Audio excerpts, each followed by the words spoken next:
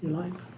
Okay, wonderful. All right, good afternoon, folks. It is June 12th, 2025, and I'm going to bring the zoning administrator hearing to order at 1:32 p.m. Clerk, do we have a determination of legal notice? Yeah, all matters on the agenda have been properly noticed. Thank you.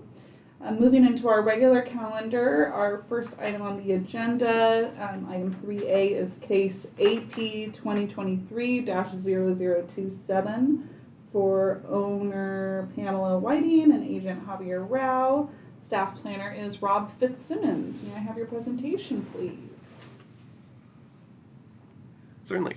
Before starting, staff want to confirm that the zoning administrator has received and reviewed the memo dated, okay. I have. And in particular, the line that should be stricken from condition 1. Yes. Okay. The applicant requests an administrative permit for a 10,000 square foot outdoor cannabis cultivation in a timberland production zone. The cultivation will occur in hoop houses, but as no artificial lighting will be used, this falls under the definition of outdoor cultivation per the county code. The site is about 10 miles north-northeast of Laytonville Town Center on the northwest side of Simmerly Ranch Road, about 2 miles northeast of its intersection with Simmerly Road. The site address is 8000 Simmerly Ranch Road, Laytonville. The assessor's parcel numbers are 032-125, 26, 28, and 32. As a Phase 1 cannabis cultivation application, this permit would legalize a use that has been ongoing on site since before 2017. As such, the site has already been developed with infrastructure, including hoop houses and a man-made pond, in addition to a cabin, well, and septic system. Progression of the site's development since August 2017 is shown on page 2 of the staff report. The pond was originally created as a stream diversion reservoir to support cannabis cultivation. Although this use has ceased, given the retroactive nature of the requested permit, it still must be considered a component of this project. The applicant previously came to an agreement with CDFW, the California Department of Fish and Wildlife, for stream restoration and reporting work via a stream bed alteration agreement, and applied for a pond exemption permit through the county to legalize the pond. The pond permit application has since expired and the agreed to restoration work has not been completed, so staff recommends conditioning this permit on remediation of these issues by October 15th, 2026, the amended deadline per CDFW. This has been included in recommended condition 9. Some of the existing greenhouses have likewise not been fully permitted and are within 50 feet of ephemeral watercourses identified by CDFW. See figure 2 on page 3 of the staff report. Cannabis cultivation must maintain 50-foot setbacks from watercourses per state water board regulations. Upon approval of this administrative permit, cultivation in these greenhouses in the greenhouses not compliant with applicable standards must immediately cease, and cultivation in new or moved greenhouses cannot commence until the applicable certificates of occupancy have been received. This all has been incorporated into recommended condition 5, and the final setback compliant positions of the greenhouses are shown on the site plan for the project, attachment C of the staff report. As stated in the project description, the site is located in a timberland production zone. The subject parcel remains heavily forested and no trees shall be removed to support the cannabis cultivation. As such, the operation will not prevent continued timber production on the subject parcel, and so does not endanger the integrity of the zoning district. No significant environmental impacts are anticipated, and proposed development is limited to new construction and conversion of small structures.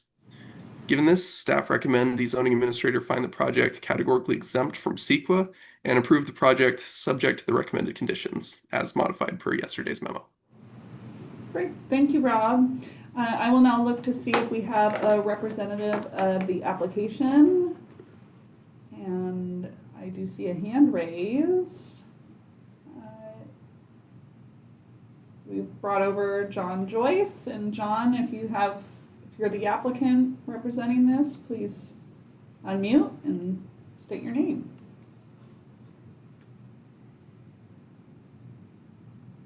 Okay, not seeing any unmuting. We'll, how about now? Yes, now we can hear you. Okay. So is this for the Jacob Huchek? No, that will be later in our agenda. Oh, that's what I'm in participation for. Okay, well, we'll come back to you when we get to that item. Thank you, John. We'll come back once we get to that item. We have one more between now and then. So All right, then I'll go ahead and open up the public hearing, see if we have any members of the public who wish to provide comment on this item. And I'm seeing none online and none in the room, so I'll close the public hearing, bring it back to the zoning administrator. And thank you, staff, for the detailed staff report and the revised conditions of approval. I will approve the project subject to the findings within the staff report and the conditions as revised by the memo dated June 11th, 2025. Thank you. Thank you. Okay, and moving to our second item on the agenda, which is case AP 2024-0027 for Alexander Cummings, and our staff planner is Jamie Henry. Please go ahead. The applicant, Alexander Cummings, represented by agent Lily Gross, seeks approval on this administrative permit to reduce the required property line setback for cannabis cultivation from 100 feet to 50 feet on a 45.7 acre parcel located at 74000 Dobie Lane in Covelo. The subject property lies within agricultural zoning, or Ag 40 zoning district, and is designated as agricultural by the general plan. The project includes existing greenhouses and a proposed outdoor cultivation area that currently encroach into the 100-foot required setback from a neighboring parcel under different ownership. The setback reduction facilitates continued use of existing infrastructure, avoids new land disturbance, and supports ongoing compliant cultivation operations under new management. The site is developed with 2 residences, cannabis-related infrastructure including 5 greenhouses and harvest storage facilities, and utilities such as a private well, septic system, and electrical service. Turner Creek, a Class 1 stream, borders the site, requiring greenhouses to maintain a 150-foot setback from its banks per Mendocino Cannabis Department's guidance. The parcel lies in a moderate fire hazard severity zone with services provided by the Covelo Fire Protection District and access via Dobie Lane. The proposal aligns with Mendocino County Code sections 20.052 and 20.242, which support cannabis cultivation when conducted in compliance with local development standards. Reducing the setback avoids disrupting undisturbed land and preserves agricultural viability on the rest of the parcel. Visual, environmental, and public service impacts are minimal due to existing fencing, established infrastructure, and minimal new development. The outdoor cultivation will be in bags, so it won't be actually impacting any ground disturbance. As such, the project qualifies for a categorical exemption under CEQA for minor alterations to land.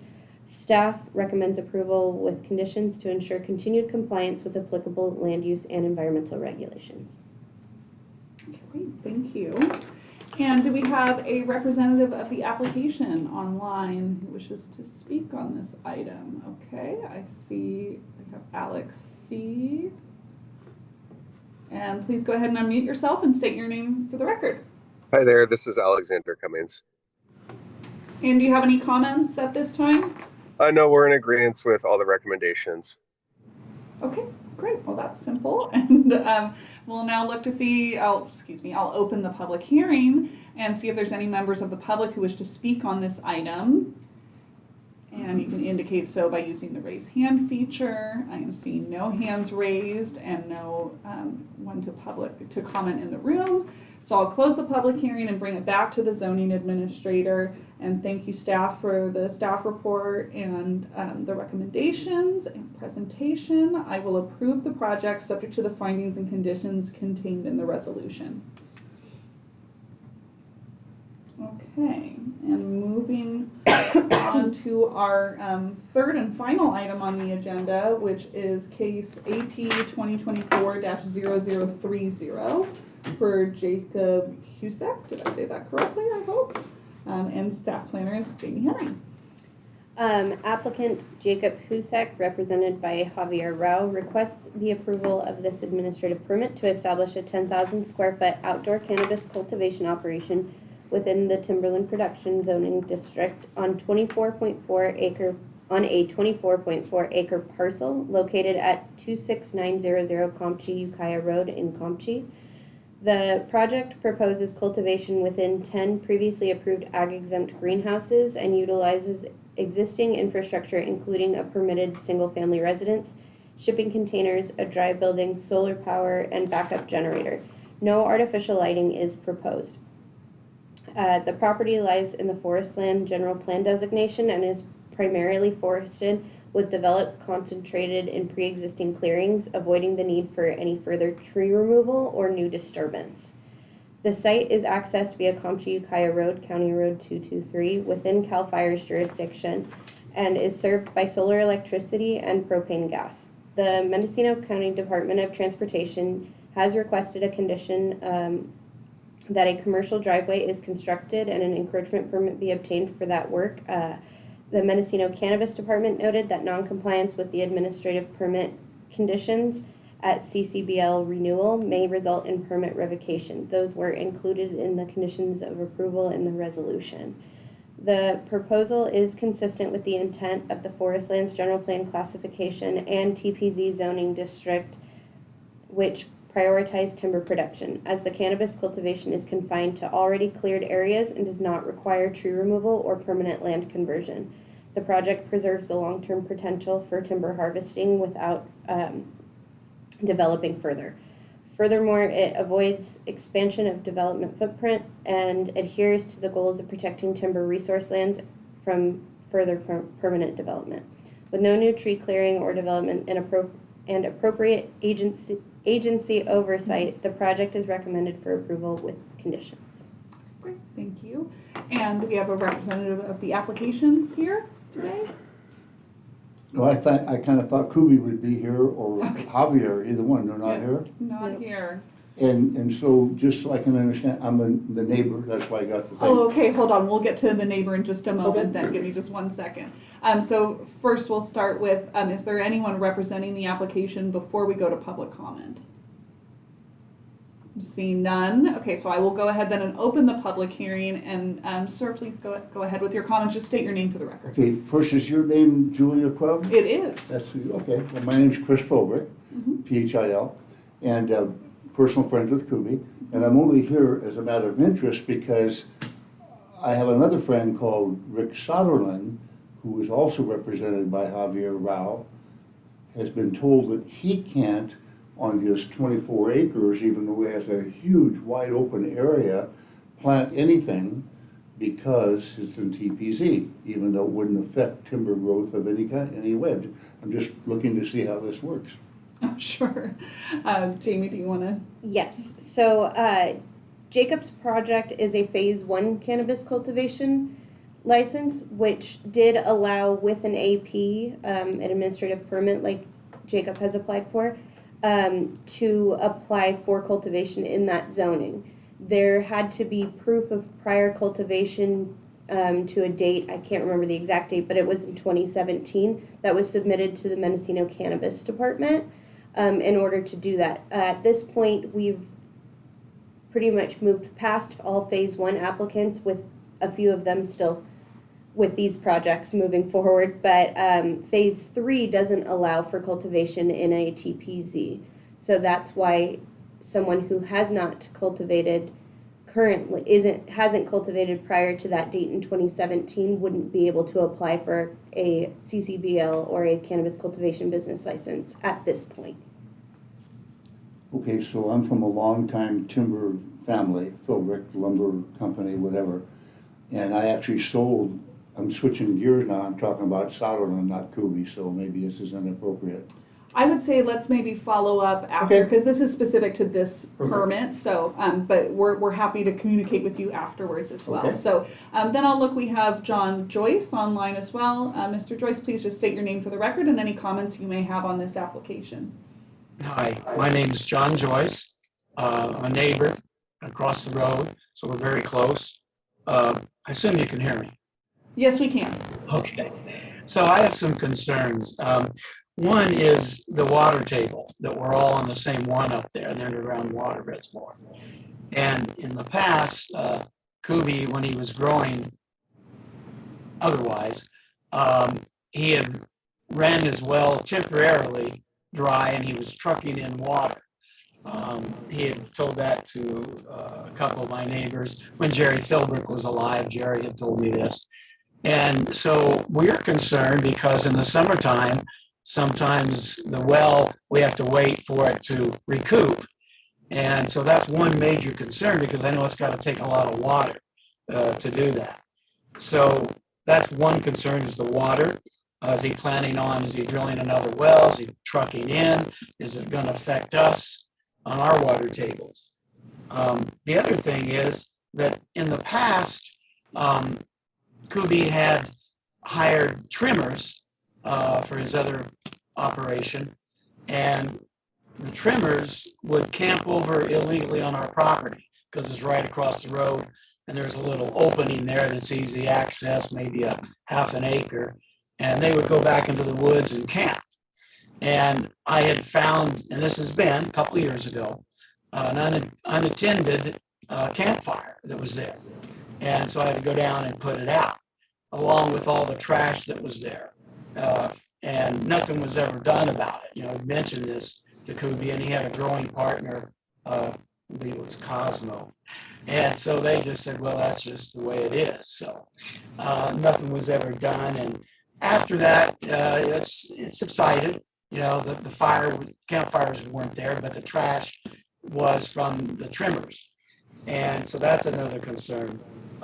The other concern is with that size of a grow operation, I thought I heard that this was going to be no artificial lighting, which if it is lighting, of course, that takes a lot of power, and solar isn't going to do it alone unless you've got a lot. And I know about solar. You have to have a lot of panels, a lot of batteries, inverters, charge controllers. So I'm concerned about the generator noise because it usually takes a huge generator to operate that. And that noise just travels up through the canyon through there. Those are my concerns. As far as things have changed, hopefully, legally, but in the old days, there were growers out there that they'd be robbed at gunpoint, shot at. That's always a concern. You know, we have grandkids that run around and our pets that are up there that we're concerned about. And then if this is going to be done, is anybody going to monitor it to make sure that it is in compliance with everything? And again, my two main concerns are the illegal fires. As you well know, if something unattended like that, if I hadn't found that, a wind could have caught that and we'd all be gone. That's my number one concern. And then the other is the water table. You know, what happens if with all this water that our wells are going down? So those are my issues. Well, thank you for joining today and providing your comments. And I think, do you want to provide any responses? Maybe not to all of that, because some of that, it falls underneath the cannabis cultivation permit that's not issued by Planning and Building Services. It's actually issued by the Cannabis Department. So there's sort of, two layers of permitting here. We have our review, which is this administrative permit, really focused on the land use component versus the actual operational component, which is focused underneath the Cannabis Department and that cultivation permit. But I'll let Jamie add anything further. What I can add is there isn't any artificial lighting proposed, so that shouldn't be an issue. The greenhouses will, when I spoke to Javier, he mentioned them using light deprivation or the tarps, so they're not using the greenhouses with any artificial lighting. The generator was proposed as a backup only to the residents. So, but because the residence is on the same parcel as the cultivation area, that's why I mentioned it in the permit. Per CDFW, California Department of Fish and Wildlife's comments that they made. They wanted to ensure that backup generator was for the solar power for the residents. As far as water delivery and things like that, those are and water use, that kind of falls under MCD or Mendocino Cannabis Department's purview. They have included a condition about being in compliance with the administrative permit conditions, so the conditions that apply to this particular hearing today, and them following up on those conditions while working in compliance on the CCBL. Yeah, so to Mr. Joyce for your comments, I think that's a layer that often many folks in the public don't understand, that we have sort of these separation of functions when it comes to cannabis cultivation permits. And so what you see is that a lot of the concerns that you raised would be issues that may be looked at underneath the cultivation permit. And then, of course, if there are unpermitted activities occurring, such as camping, where they may not have authorization to do so, those are things that you can always contact our code enforcement division to investigate as well. I think Mendocino Cannabis Department handles any complaints that are within the program. Yes, they do. Yeah. Okay, so with that, are there any other public comments on this item? And Javier, we're on AP 2024-0030. 1:30. We started at 1:30. Oh, sorry. So as a representative of the application, do you have any comments? This is on the HUSEC one. No. No, okay, thank you. All right, so with that, I'm going to close the public hearing, bring it back to the zoning administrator, and thank you, staff, for the detailed staff report as well on this and presentation and responding to some of those questions. I will approve the project subject to the findings and conditions contained within the resolution. And I will just encourage the commenter here that it may be appropriate for you to follow up with the Mendocino County Cannabis Department regarding some of your concerns that you expressed. And with that, the project is approved. And now we'll move on to matters from staff. Are there any matters from staff today?